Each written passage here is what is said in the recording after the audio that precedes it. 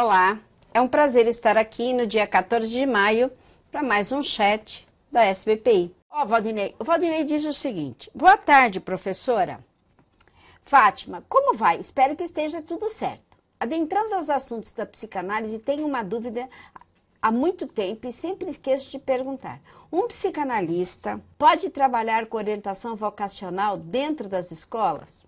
Não, Valdinei, psicanalista não dá orientação, nem vocacional, até porque orientação vocacional passa por testes, certo? A psicanálise, quando ela interfere em questões profissionais, é com psicoterapia psicanalítica, seria desenvolvimento de talentos, nunca testes vocacionais. Testes vocacionais não pertencem à psicanálise, pertencem à psicologia, né?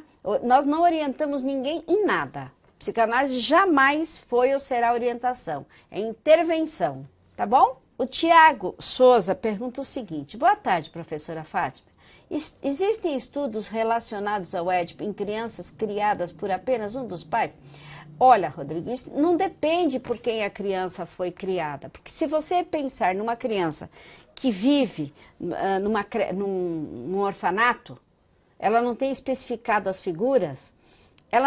A criança elege figuras para o Édipo. Normalmente a gente diz que é o pai e a mãe, mas se, por exemplo, ela tiver um tio que frequenta a casa, um personagem da televisão, num orfanato poderá ser os próprios funcionários que administram, são figuras masculinas e femininas que as crianças elegem. Elas não precisam ter grau de parentesco, nada. A criança elege aquilo que ela entende e sente. Então, o Édipo não é um fenômeno que vai ocorrer porque há uma família estruturada. O Édipo ocorre sempre. Inclusive, existe um livro chamado O Édipo Africano. É um livro muito interessante que explica, viu, Tiago, como é que o Édipo ocorre num grupo, um grupo social que se relaciona, por exemplo, os indígenas brasileiros, em que muitas vezes o homem mora numa oca com várias mulheres e tem vários filhos com essas mulheres. Como é que vai se formular o Édipo? Pode ser com o irmão mais velho, tá? Isso não tem uma figura exclusiva, tem figuras ocasionais, tá bom? A Sandra aqui da Bahia. Ô, Sandra, tudo bem? A Sandra pergunta: professora, aqui ó, as horas de análise exigidas pela SBPI pode ser feito com um analista que não seja da SBPI para quem faz presencial? Olha, poder pode, mas você vai ter um problema, que eu já de antemão prefiro até explicar, porque as pessoas, na hora de supervisionar, se o psicanalista não é da SBPI, não é integrativo, ele não vai conseguir supervisionar uma integração. Eu sempre explico, dando vários exemplos, por exemplo, como é que ele vai supervisionar se você, numa terapia winnicottiana, né? O Tiago agradeceu, obrigado você, Tiago. Numa terapia winnicottiana, por exemplo, como é que você vai inserir uma questão reichiana, corporal? O psicanalista integrativo, ele integra técnicas. O psicanalista não integrativo, ele só supervisiona o que ele aprendeu. Se ele só aprendeu Freud, ele só vai supervisionar livre associação e interpretação dos sonhos. Aí você fica prejudicada na sua compreensão da totalidade para você poder atender. Veja bem, é possível. Só que você terá um aproveitamento melhor se o psicanalista for integrativo. E se você tiver dificuldade, Sandra, eu tenho muitos analistas que te atendem online. Tá? Os analistas atendem presencial e atendem online. Eu já deixei até qualquer coisa você passa aqui tudo que vocês tiverem dúvida, gente, é sempre para o sbpi@sbpi.org.br, porque quando vocês mandam um e-mail, eles direcionam para o Pedro, direcionam para mim, direcionam para o suporte, direcionam para onde há necessidade, né? Tá bom, então vamos lá. Tem aqui uma data de pergunta. A Sandra entendeu. Tá bom, Sandra. Manda um e-mail, Sandra. Eles direcionam para mim o e-mail. Você pede terapia. Como você pode fazer terapia com um analista da SBPI, presencial online? Quanto custa e quanto você pode pagar? E eu vou atrás desse analista dentro das tuas possibilidades financeiras e teus horários, tá bom? O Elias Nascimento pergunta: olá, professora Fátima. O determinismo psíquico é um conceito que refere-se aos fenômenos vivenciados pelo indivíduo e por ele recalcados ou inconscientizados, ou se refere à estrutura psíquica existenciais, isto é, pré-determinadas. Veja bem, o determinismo psíquico é o seguinte, ele é determinado pela estrutura de diversas partes.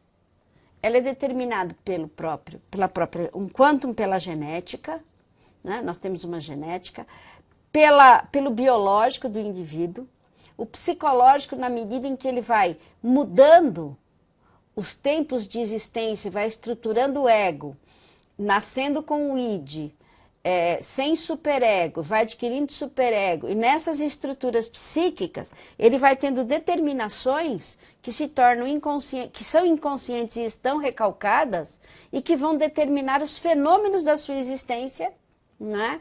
Daí para frente, quer os benéficos, quer os maléficos, porque a psicanálise foi criada sobre a égide da doença psíquica pelo Freud com as histéricas. Só que a psicanálise também se aplica às mentes que não são neuróticas, se é que existe alguém não neurótico. Mas diria para vocês que a psicanálise se aplica também para aumentar as potencialidades que as pessoas têm. Então, se você faz uma psicanálise, uma terapia de psicanálise integrativa, depois de um tempo, quando você já venceu as maiores questões da sua infância, você passa a fazer uma psicanálise existencial, que é desenvolvimento das potencialidades. É o que pretende o coach, mas não consegue. A Sandra queria muito saber de que forma a bagagem emocional do indivíduo interfere na forma como ele lida com dinheiro, isto é, de acordo com sua experiência clínica, a senhora poderia falar um pouco sobre isso? Sim, Sandra, tem tudo a ver com a fase anal. Não é? Depende, Freud vai dizer que nós temos 3 fases da descarga pulsional libídica, oral, anal e fálica. Oral de 0 a 1 ano, anal de 1 a 3 anos e fálica de 3 até o resto da vida. Se você tem uma fixação na fase anal, por alguma coisa, o que é uma fixação na fase anal? Falta de carinho, excesso de carinho, qualquer coisa. Para a criança pode ser fixação. Ela vai ficar com uma relação de segurar o dinheiro. Se ela tiver uma fixação na fase oral, ela não vai saber segurar dinheiro. Então, existem fenômenos, sim, freudianos, ligados ao desenvolvimento energético da descarga pulsional, que está diretamente ligado ao como fazer com dinheiro. Então, assim, é perfeito. O dinheiro, Laí Ribeiro fala muito bem sobre isso. Pena que ele não fale de psicanálise, mas está diretamente ligado. Muito bem? A Leda me pergunta, a técnica da técnica dos maiores psicanalistas, quais deles mais frequente usam com os pacientes? Leda, o paciente é que determina a técnica. Nós temos pacientes freudianos, junguianos, lacanianos, raschianos, winnicottianos, kleinianos. É o paciente. Então, se o paciente não sonha, como é que eu vou usar uma técnica freudiana? É preciso ver a demanda do paciente para ver que autor nós vamos usar, ok? A Patrícia diz, quando uma criança sofre um trauma, por exemplo, na fase de latência, como o psicanalista pode reverter essa situação e o que reforçar? Não, psicanálise não reforça. Liberar, a própria terapia vai trazer a catarse, vai trazer a lembrança, essa é a ideia. Né? Revivendo aqueles momentos, trazendo, catarseando, tendo acting outings, como dizia Freud, a partir da percepção dos traumas infantis, você tem um acting outing. Um acting outing é uma catarse, é um expurgo emocional. Não basta ter lembranças. E depois o cérebro vai dar uma nova definição, uma elaboração a esse fato. O Rodrigo, ainda acredito ter dúvidas sobre ego e superego. Por isso é que é correto afirmar que o ego está ligado ao princípio da realidade e o superego é o limite. Bom, o ego é não necessariamente o princípio da realidade, mas o ego é a consciência. Se o princípio da realidade está na consciência, sim. Se não, não. Na consciência pode estar o princípio da realidade, o princípio do prazer. Ego é consciência. Então, você está consciente aí, Rodrigo? É a representação do teu ego, né? O teu superego são a censura. Quando você nasce, você é id. É puro desejo. Depois a vida, a família vai te ensinando a ter comportamentos. Isso é o superego. Tudo isso vai estruturando o seu ego até você ter percepção da realidade. É assim que funciona.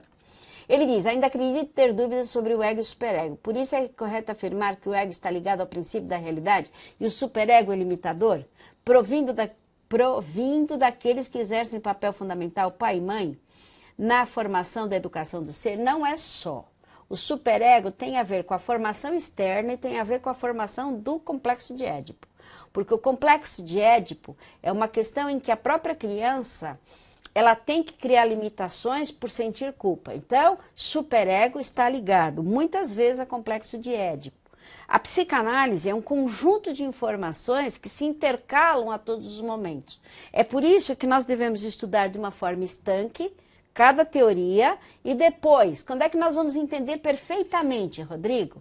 Quando nós nos submetemos à análise e nós fazemos o estágio.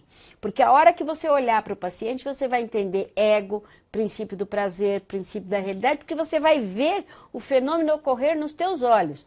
Então, é sempre um tripé. Teoria, análise e estágio. Teoria, análise e estágio. Esse é o momento em que você vai compreender a psicanálise, você e todos nós. Por isso que às vezes é um pouco difícil de você estar compreendendo o conceito. O conceito, quando ele vai para a prática, é como um estudante de medicina que alguém está descrevendo para ele uma cirurgia. Né? Vamos dizer que ele optou por cirurgia. Ele só vai efetivamente entender esse fenômeno no momento em que ele estiver lá abrindo alguém com bisturi e vendo na prática. Portanto, ainda mais a psicanálise, que é profundamente subjetiva, a não ser quando nós tornamos a psicanálise mais prática. Qualquer dia vocês se juntam todos, vêm em São Paulo, aqui eu dou uma mega aula para vocês. O que vocês acham? Fazer uma viagem para São Paulo. Aliás, nós vamos ter congresso esse ano, e vai ser um dia só, congresso de regressão, congresso de psicanálise, tá? A Sandra, é certo afirmar que o amor próprio representado pelo narcisismo é um mecanismo de defesa para esconder exatamente o oposto? Não. Isso é a formação reativa, quando a gente tem um desejo e quer esconder. O amor próprio, o narcisista não tem amor próprio. Ele não tem amor por si, ele tem admiração. O narcisista está longe de sentir qualquer situação de amor.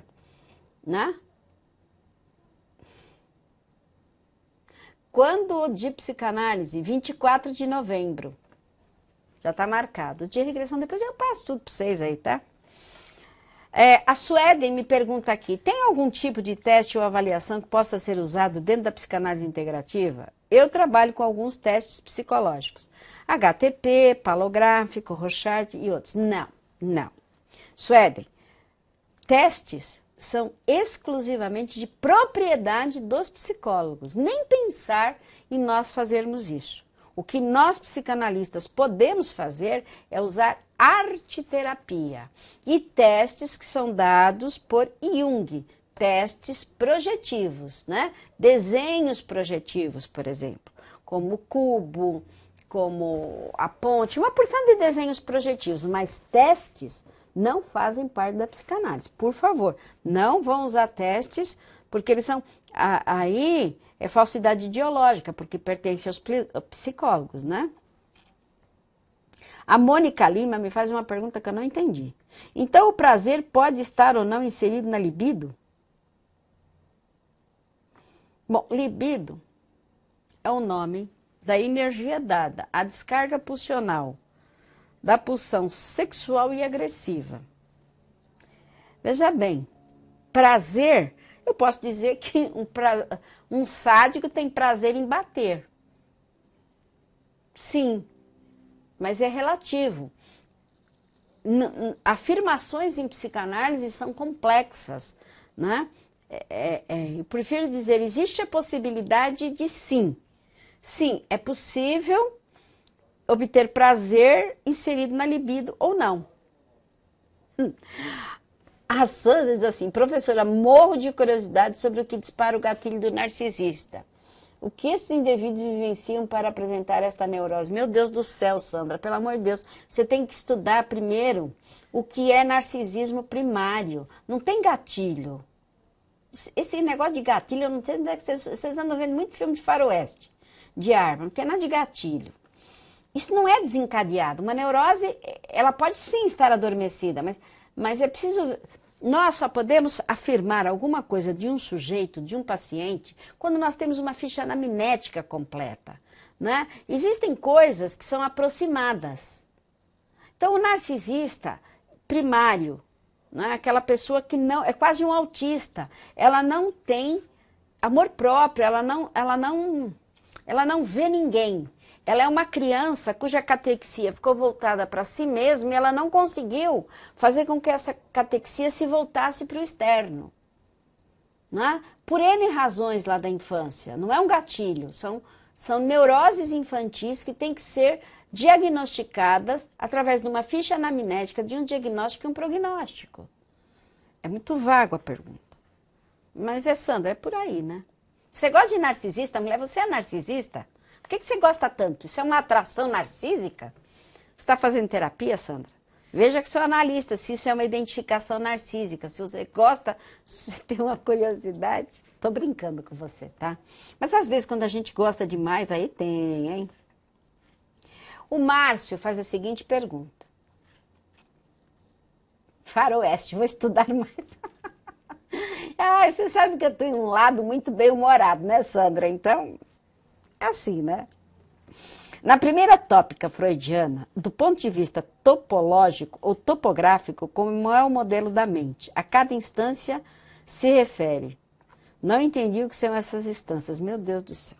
Freud, um dos trabalhos mais brilhantes do Freud, Márcio, foi a questão da formação do aparelho psíquico, não é? E nessa formação do aparelho psíquico, ele dividiu de várias maneiras. Então, ele dividiu assim, consciente, pré-consciente, inconsciente, certo? Id, ego, superego. E depois essas instâncias que é a consciência, por exemplo, o inconsciente está mais ligado a quê? Mais ligado ao id. A instância a que ele se refere. Essas instâncias são os momentos em que está ligado a quê? A consciência está sempre ligada ao id? Não. Poderá estar. A consciência está sempre ligada ao ego? Sim. A consciência está ligada ao pré-consciente? Às vezes. Então, são as instâncias aonde, eventualmente, vão estar acontecendo as hipóteses. Então, a hipótese topográfica, que vem do topógrafo, que é o homem, é a pessoa que divide a Terra em metros, quilômetros, o Freud vai dividir em consciente, pré-consciente e inconsciente, como se existissem lugares onde o inconsciente é muito maior, o consciente é pequenininho e o pré-consciente está ali no meio. E depois ele vai fazer uma outra divisão, que não é topográfica, é estrutural, onde ele divide supostamente o local do id, que são os desejos, o ego, que é a consciência, a percepção do eu, e as censuras, o que pode e o que não pode. E esses 6 aspectos vão se interrelacionando, chamados de instâncias, tá bom? A Sandra, sim, identifiquei os traços narcisistas, meus analistas dizem que não. Mas fico curiosa porque acho que tenho parentes narcisistas. Ai, que legal. O narcisismo, né, Sandra, é uma coisa muito comum. Aliás, se você quer saber, nós vivemos uma sociedade narcísica. Por quê? Porque, aproveitando, alunos, vou explicar aqui para vocês. O Instagram é narcísico. Ele só tem coisas bonitas. Não tem foto feia no Instagram. Então, o Instagram é mais narcísico do que o Facebook. Ah, Fátima, mas onde é que você foi tirar isso? Não tem coisa feia no Instagram. O Instagram foi feito para ser visual. O narcisista, ele é visual. A gente vive uma sociedade visual, em que as pessoas vão para a academia para ficar bombadas. Visual. Onde elas põem botox, mentox, rotox para ficar com a cara bombada, para ficarem bonitas, para ficarem de acordo com o visual. O que importa é o visual. Não se importam com valores internos. Não há valores éticos, morais, não há valores de amor, nada. Os valores são eu tenho, eu possuo. Tem a ver com a imagem real e a imagem que é real? Não sei do que você está perguntando, Rodrigo. A ver com narcisismo? Ou a ver com o que você estava perguntando lá em cima? Mas é assim, o narcisismo na sociedade, ele está representado exatamente assim. Essas figuras narcísicas, políticas, por exemplo, que querem ostentar poder, ostentar dinheiro. É isso mesmo. Né? Sim, é o que é real e imaginário. Sim, veja bem, a imagem real que eu quero ter de mim é a imagem que é do filme, O Retrato de Dorian Gray, exatamente onde ele quer se ver, ele faz um pacto com o diabo, se a foto dele no quadro ficar tampada, quem envelhece é o quadro e ele fica sempre bonito. Então o real, né, o imaginário toma conta do real. Então eu imagino que eu serei eternamente jovem. Começo a fazer um monte de cirurgias para tirar um monte de coisas para viver algo que não tem nada a ver com o interno, que é a vivência exclusiva do externo. O narcisismo é a vivência do externo. Só tem valor o externo, não há mais valor. Uma das coisas mais importantes, vocês que estão gostando de narcisismo, vão pesquisar o mito do Narciso, porque a psicanálise ela se apoia em mitologia greco-romana. Então, quando vocês pesquisam um mito, o que vocês entendem? O que é o narcisismo? Porque o Narciso, ele vai agir assim com a ninfa Eco. Né? E como é que o Narciso morre? Ele mergulha no lago, afogado, em busca dele próprio, de tanto amor, de tanta paixão pela própria imagem. O mito tem na primeira apostila do curso, diz o Rodrigo. Sim, mas se vocês quiserem, pesquisem mais. Vocês têm aí a internet para pesquisar mitologia e várias figuras mitológicas, entendeu que são as ninfas, né? A ninfa Eco, como é que era a história? Porque essa coisa, eu estava vendo Percy, não sei o que, e os Raios, um filme em que eles vão para o Olimpo. E que realmente é exatamente isso, né? Eles colocam as figuras do Olimpo agora como pessoas reais, é uma coisa muito maluca o que o cinema anda fazendo, né? Anda colocando. O cinema norte-americano usa demais, tem autores que vão estudar mitologia só para fazer filmes. Né? O próprio Harry Potter foi um filme baseado em mitologia. Então a mitologia, ela é a vida psíquica, ela é a própria neurose colocada no mito. Então, o jeito que o mito vive, os 12 trabalhos de Hércules, vocês vão ver que ele vive de uma maneira, ela é a própria neurose, certo? É muito interessante, porque a mitologia é o inconsciente do ser humano, ok? Já falei demais, não falei não. Tem aqui ainda a Fabiane Giacomini, nos pergunta: assistindo às aulas sobre pulsões, me lembrei do filme 50 Tons de Cinza, onde a pessoa sente prazer submetendo o outro sentindo dor. Um masoquismo. Isso seria um exemplo de pulsão agressiva? Sim, agressiva e sexual, porque as duas pulsões saem juntas, Fabiane. É preciso ver que para cada masoquista há um voyeurista. Ok? A Sandra me diz, do ponto de vista psicanalítico, a traição de um homem e sua companheira fala de alguma fixação em uma das 3 fases? Não. Para com esse negócio de traição, até porque isso é tudo uma bobagem. Traição é Édipo. Traição é Édipo. E traição não é só sexo. Eu posso ser traída de 1000 maneiras. Ok? Mas a traição... E depois, sempre é o homem que trai. Esse negócio de que o homem é ruim e a mulher é boazinha. A Eva foi a primeira vagabunda da espécime que foi lá, seduziu o Adão e acabou com a gente. Então, para mim, que tem uma clientela bastante masculina, eu acho que o maior problema são as mulheres e os homens são A Sandra está me passando aqui, onde é que eu vou chamar ela? Tá bom, eu vou anotar.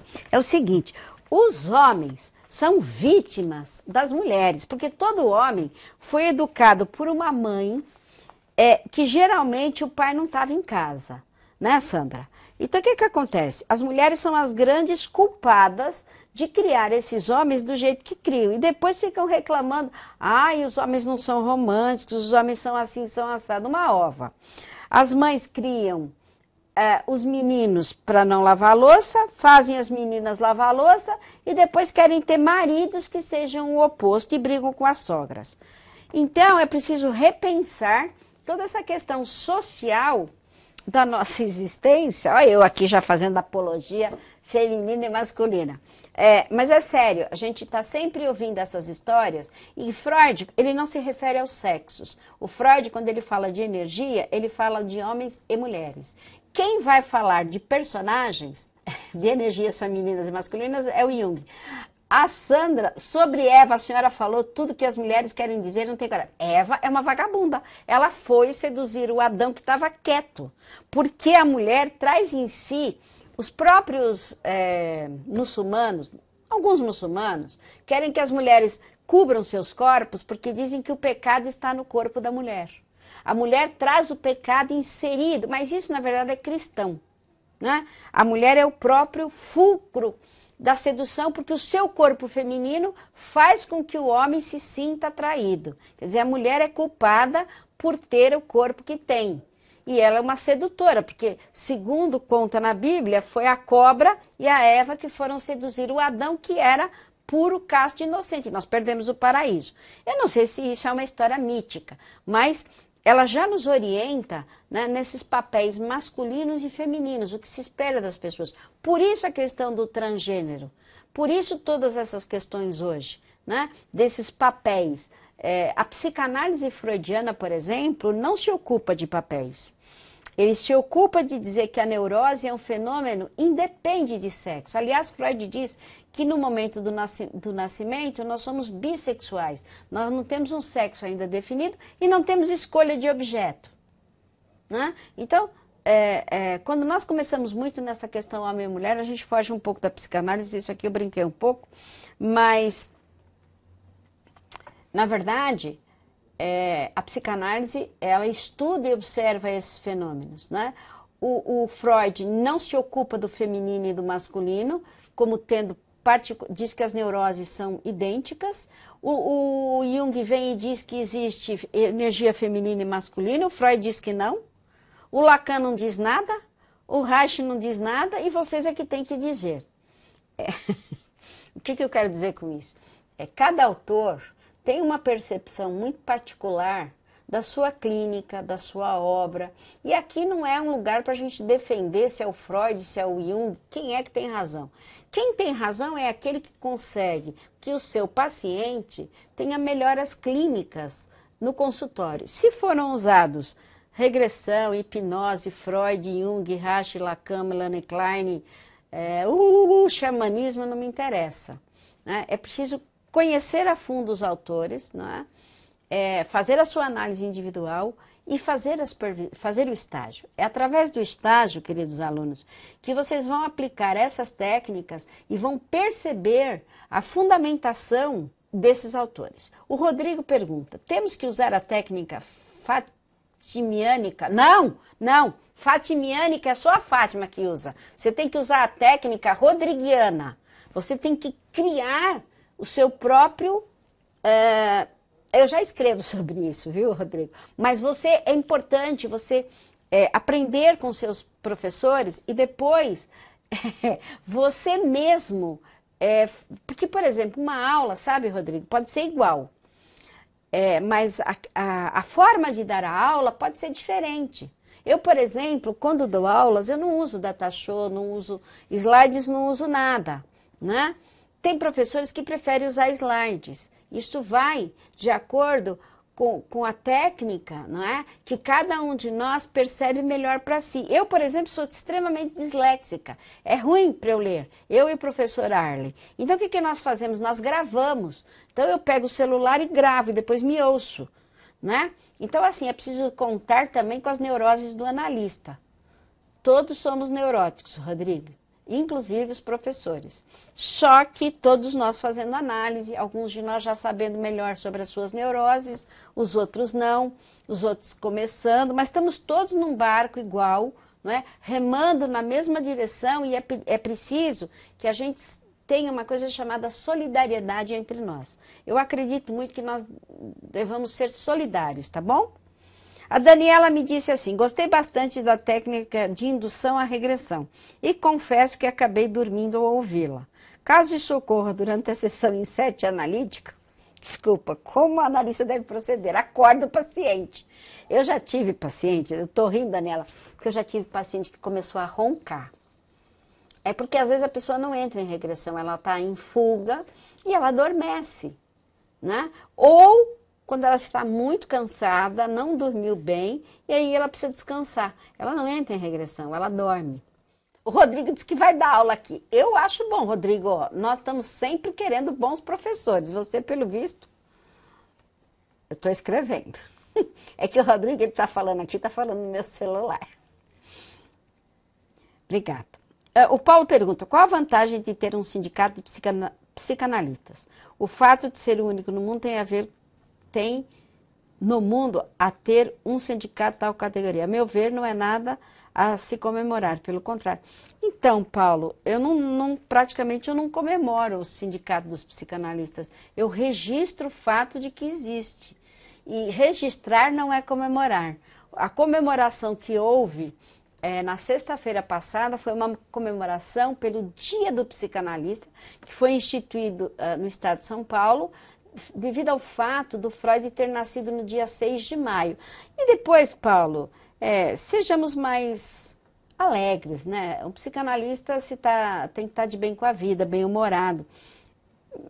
Os sindicatos normalmente têm a função de defender o seu sindicalizado em relação à sociedade.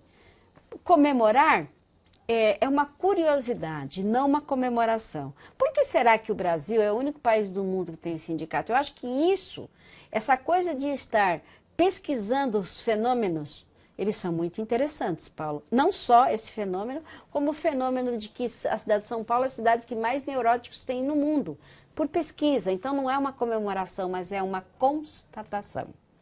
Ok? A Adriele me pergunta, o que é psicanálise holística? Não faço a menor ideia, nunca ouvi falar, Adriele. Se você souber o que é e aonde ela ocorre, me pergunta, mas eu não tenho a menor ideia do que seja isso. Valéria, olá professora, sou a Valéria de Minas Gerais. Por que a regressão passada não entra nos conceitos éticos da psicanálise, já que em muitos casos sabemos que o problema que afeta uma pessoa vai muito além da vida intrauterina? Não, não é isso, Valéria. Não é ético. É que, veja bem, os sindicatos, as associações são livres e cada um pensa da forma como quer. Nós vivemos numa democracia. Democraticamente há quem aceite e há quem não aceite. Né? O curso dá certificados e são reconhecidos, o curso dá certificado, são reconhecidos, sim. Olá, professora, a partir de quando a gente poderá também usar essas técnicas nos pacientes? O curso não dá essa possibilidade. Não, você precisa vir fazer as técnicas em São Paulo, Valéria.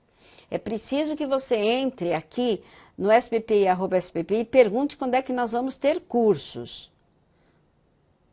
Tá? Olá, professora, estou amando o curso e gostaria de saber se eu desenvolvendo uns cursos com vocês e também de terapia holística estarei apta para aplicar técnicas diversas, seguras e com intuito de... Eu não sei, não faço a menor ideia. Você teria que vir conversar comigo pessoalmente, porque eu não faço a menor ideia. Tem coisa, gente, que o meu conhecimento vai até um determinado aspecto. Eu não sei de tudo, né? Eu não sei. Como é que eu vou saber o que você vai conseguir? Mas o curso de regressão é preciso vir fazer as técnicas presenciais. Ele é teórico. Técnicas de regressão pela internet não existe.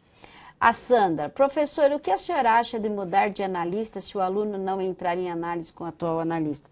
Acho que é ótimo. Muitos dos meus pacientes mudam de analista. Isso é uma prática comum entre nós aqui. Muitas vezes a análise emperra por uma série de questões que não entram aqui em pauta. Claro, mudar de analista, por que não? Aqui nós não estamos, a psicanálise não é um lugar que fabrica pacientes para o analista ganhar dinheiro. O analista ganha dinheiro na medida em que ele atende pacientes que precisam melhorar. Essa é a fundamentação. Se o paciente está melhorando, ótimo. Se ele não está, ele tem que mudar de analista mesmo. E não é porque o analista é ruim, não. É que muitas vezes a transferência não se faz, por N razões. Né? não possibilita a transferência com aquela pessoa. Ou às vezes até se faz demais ou até a transferência é negativa. Chega, vamos encerrar por aqui que a pergunta é demais, tá? Amei estar aqui com vocês, viu? Claro, quero todos como professores. A gente tem o curso de capacitação para professor da SBPI. Tá bom? Adoro vocês. Até segunda-feira. Beijos. Bye, bye.